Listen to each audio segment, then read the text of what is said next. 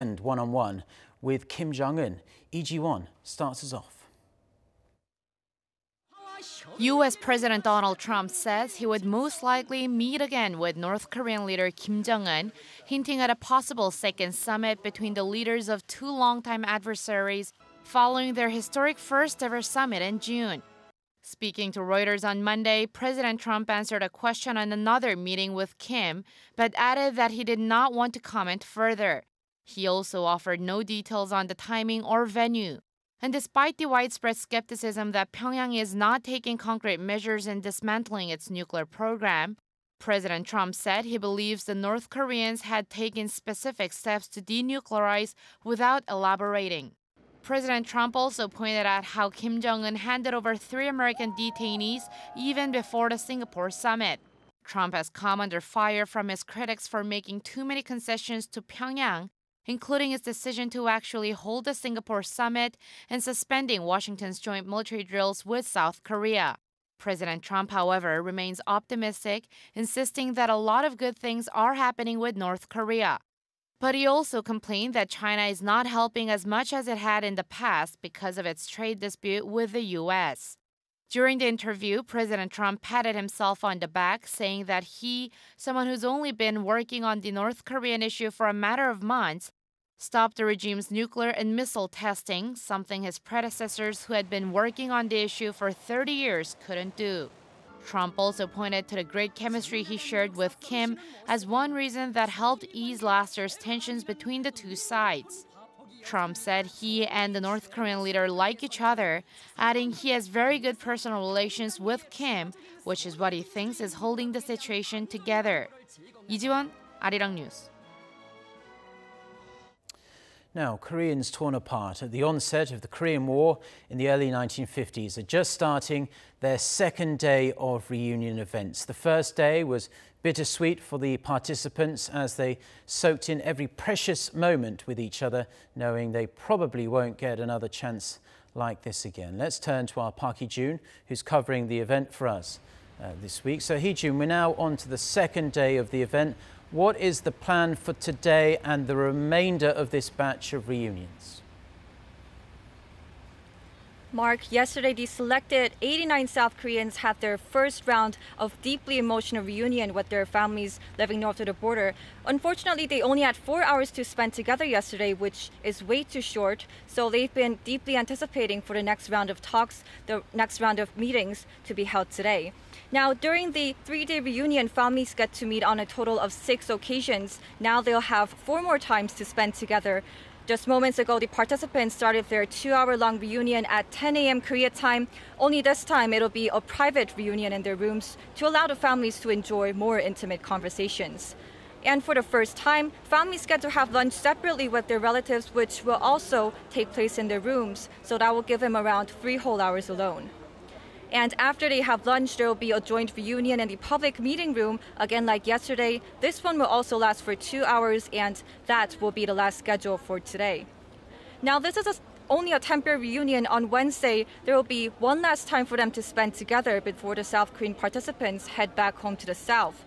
3 days is not enough to fill in the lifelong gap, so it'll be unimaginably hard for these families to say their goodbyes tomorrow. But for now, the families seem generally happy and grateful to be among the lucky ones to see their families one last time before they pass away.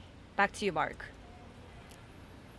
Well, thank you very much to our Park Hee-jun for that report there. Now we're going to stick with the reunions because suddenly cut off from each other after almost 70 years ago, this after the outbreak, of course, of the Korean War, the elderly Koreans that were brought together had to live with that unbearable pain for almost all of their lives. But on Monday, day one of the reunion event, the mothers, fathers, brothers and sisters were finally able to kiss, hug and exchange stories with each other again after so many years apart. Our Park Ji-won has more on day one of the family reunions.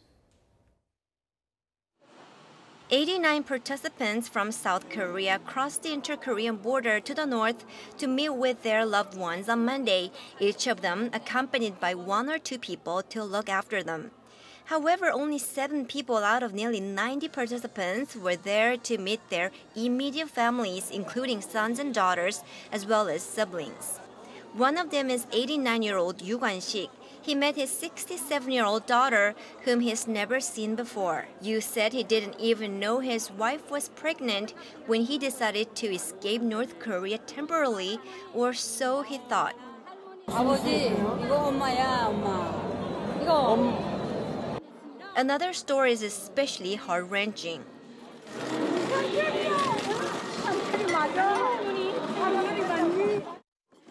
92-year-old Lee Keum-sam met her 71-year-old son. She burst into tears seeing her son, who grew up in North Korea. On the eve of this long-awaited moment, at a press interview, Lee said she'd like to ask how he was raised and by whom. Then there's 99-year-old Han Shin-ja, who met the 2 daughters she left behind in North Korea. She thought she'd be reunited with them in 2 to 3 months during the war. With tears in her eyes, Han wouldn't let go of their hands through the entire meeting. Kim Kwang-ho, who's 80 years old, met his younger brother, who is 78 years old. Kim had 7 siblings in the north when he headed down to South Korea in 1950. He said he thought he could reunite with them in just a week, but that week turned into 68 years. Another South Korean who met her siblings is 82-year-old Bae Sun-hee. She met her sisters for the first time in decades, holding on every precious second they were together. Some of these relatives were separated because a member of their family was taken prisoner by the North during the war or was abducted by the regime. That's true in 6 cases. Ahead of Monday's long-awaited reunion, Seoul asked Pyongyang about 50 people in particular, as they were either POWs or had been otherwise abducted. The North confirmed the whereabouts of 21 of them, 13 of them dead, 8 alive. 2 of those still living were unable to attend the reunion because of their advanced age. So the 6 who were able to move have joined these reunions. Between 2000 and 2015, South Korea inquired the North about 350 POWs and abductees, 54 of whom eventually got to meet their families. Park Ji-won, Arirang News. Now, sitting down for a family dinner is fortunately an everyday, or at least fairly regular occasion for most of us. But on the first night of the family reunion at the Mount Kumgang resort, the participants had a chance to enjoy their first dinner together in over 6 decades. Kan Hyung-woo tells us more about the official banquet. 형님 건강하세요. For the participants at the family reunion, words were not enough to describe how much it meant to see their relatives for the first time in over 6 decades and have dinner with them. Following the first session of reunions on Monday, the family sat down at each table with their long-lost relatives and enjoyed the official banquet hosted by North Korea. Saying a few words at the banquet, Vice Chairman of North Korea's Committee for Peaceful Reunification, Park Yong-il said the Red Cross of the 2 Koreas should work together to resolve humanitarian issues on the Korean peninsula. Also speaking at the dinner, the head of the South Korean Red Cross, Park Yong-seo, said the 2 Koreas should let the separated families know whether their relatives are alive, allow them to meet each other without restrictions, and spend the rest of their time together in their hometowns.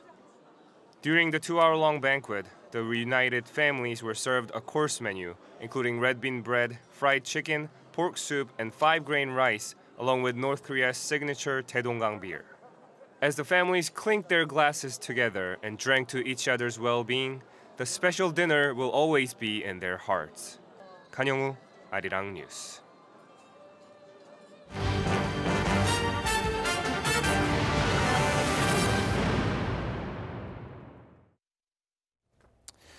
Now, in the rest of the day's news, producer prices in South Korea rose for the 21st month in a row in July to an almost 4-year high, and that signals a probable price hike down the road for consumers as well. Data from the Bank of Korea released on Tuesday shows last month's producer price index jumped by nearly 3% from the same period last year. An official at the central bank attributed the sharp increase to the soaring prices of agricultural products, which were hit especially hard by the record-breaking heat wave we'd had to endure here in South Korea. Compared to the previous month, prices of farm produce were up by almost 8%. Prices of industrial goods, they edged up 0.3%, and oil and petroleum products rose by almost 3%.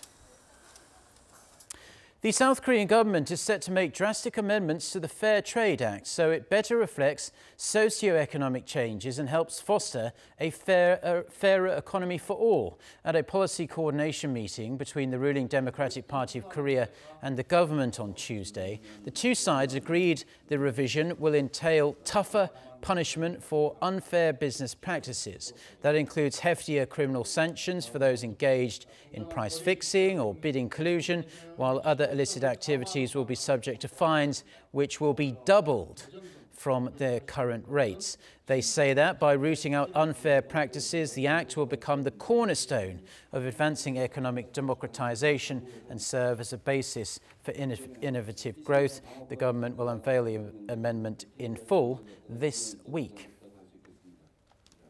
South Korea's Transport Ministry said on Monday that it will test BMW vehicles subject to recall to look for any defects following a spate of engine fires. The ministry aims to finish the tests within this year. Che Shi-young reports.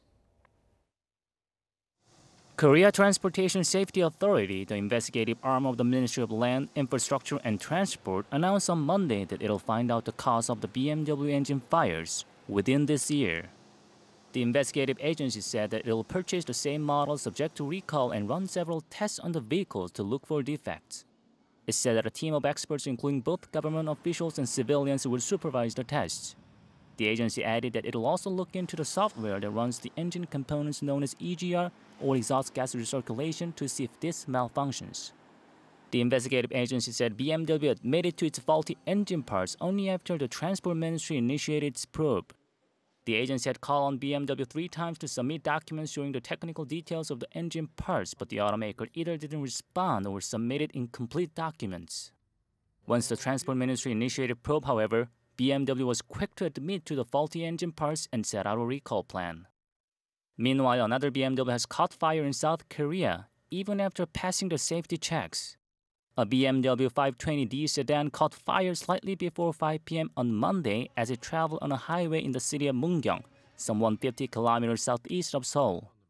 The car had passed the required safety checks 2 weeks ago. BMW Korea is yet to comment on the incident.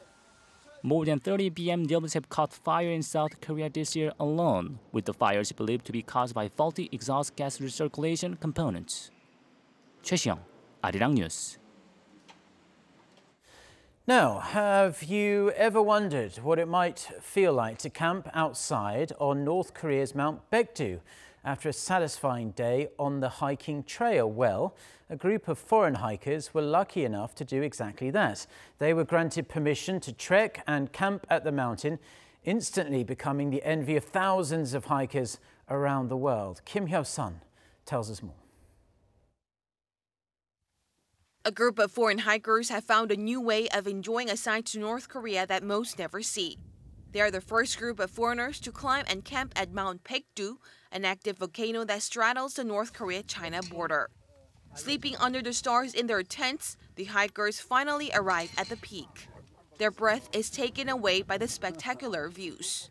Well, I can say first thing is to do something maybe never been done before, and then it's also the possibility to do hiking in a sort of untouched, pristine area. This 6-day trip was organized by a hiker from New Zealand who has visited the north on more than 10 different occasions. It's safe for me to say that it's probably one of the most beautiful mountains in the world to come and see easily.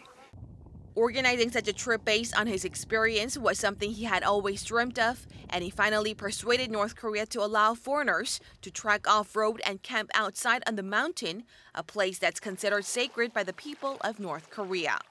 I think by the end of all of this, will have left this country having a better understanding of the people of North Korea and hopefully some fond and some warm memories.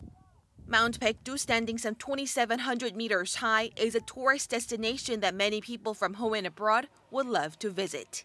김효선, Arirang News.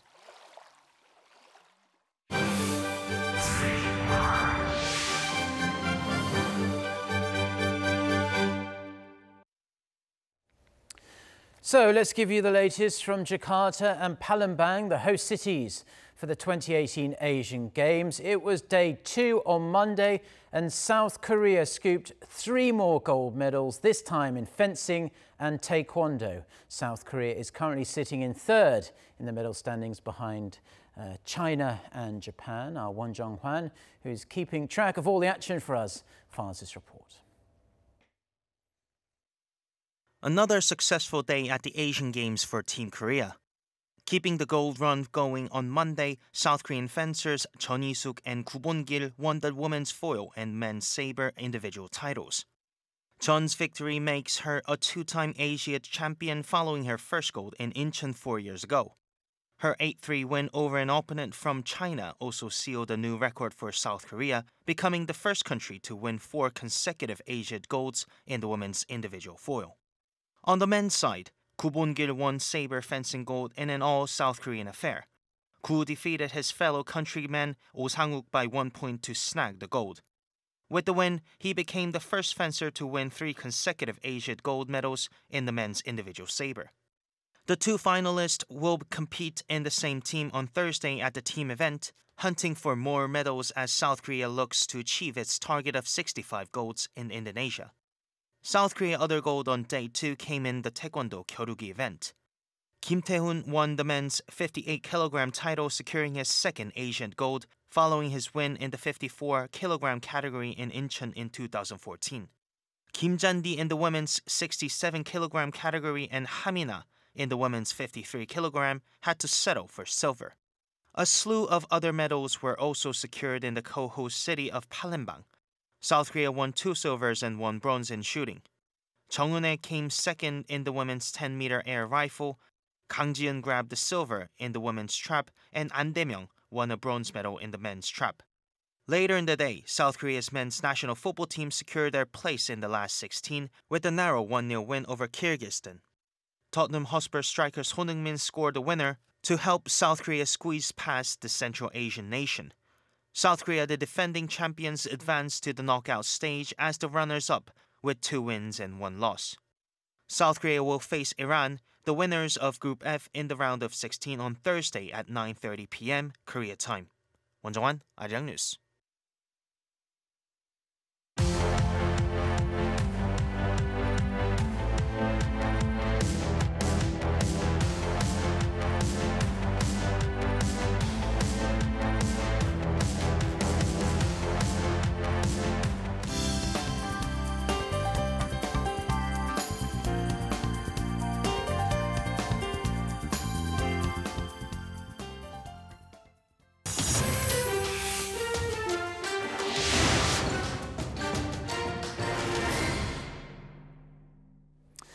Turkey has lodged a complaint at the World Trade Organization against additional US duties on Turkish steel and aluminium. For more on this and other news from around the world, let's turn to our Noah Adam. So Adam, the trade dispute between the 2 countries only seems to be getting worse.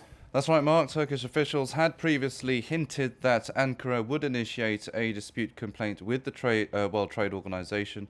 The WTO confirmed Monday that it has received the request. The move comes after US President Donald Trump said earlier this month that he had authorized the doubling of tariffs on Turkish metal imports. That would mean the tariff rate on steel would rise to 50% and 20% for aluminium. This came amid a row over an American pastor who was being held in Turkey on terror charges. Last week, in retaliation, Turkey increased import duties on American goods such as alcohol and cars. The diplomatic rift between the 2 nations has thrown Turkey's financial markets into turmoil, with the country's currency dropping to record lows, though it has rebounded slightly recently. In its complaint to the WTO, Ankara claimed Washington was violating free trade rules when it initially imposed steel tariffs on various countries, adding that the doubling of these rates amounts to an additional violation. Under dispute consultations, both sides have 3 months to seek a solution before the organization's trade judges get involved. Turkey joins Canada, Mexico and the EU, among other nations, in filing complaints at the WTO. Pope Francis has issued a letter to Catholics around the world apologising for the Vatican's mishandling of the child sexual abuse scandal surrounding clerics. He acknowledged with, quote, shame and repentance that the Church failed to act on what he called the atrocities of the clerics, adding that the Vatican abandoned the victims. The Pope's letter came less than a week after a grand jury in Pennsylvania found that for decades more than 1,000 minors had been abused by 300 priests in the US state. However, not all are happy with the Pope's letter. This abuse survivor from Ireland says it is just simply not enough. His 2,000 words are just too much. They really have very little meaning or content. The idea that sort of like he can bring about the end of child sexual abuse, for example, even within the clergy, where does he get this from?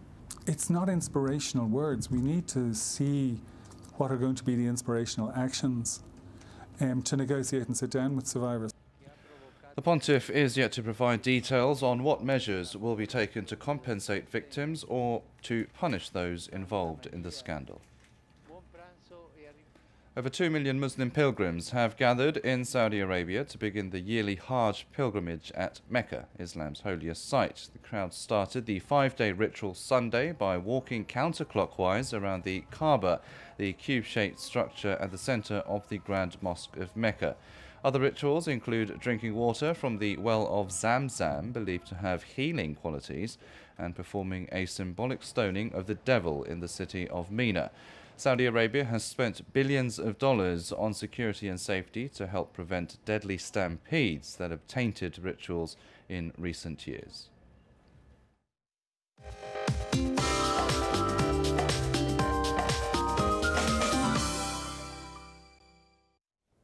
Good morning.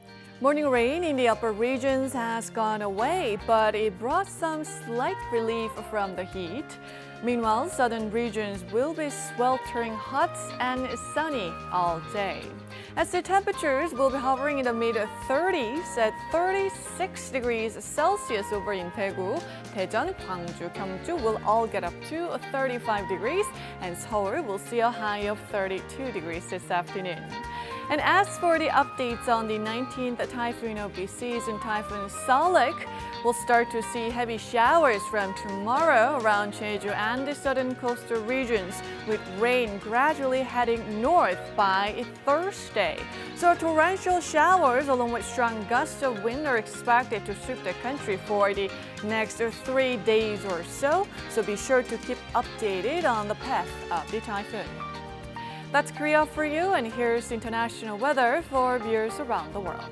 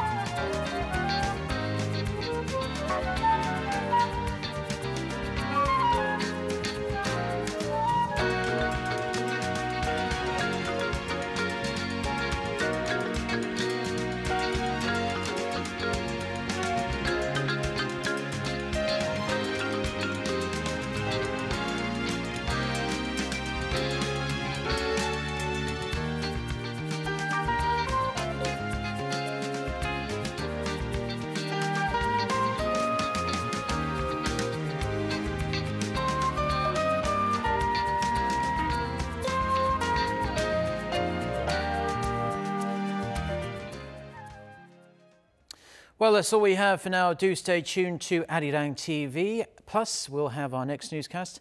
That's coming up at noon Korea time with our very own Lee Ji-yoon. Until then, goodbye.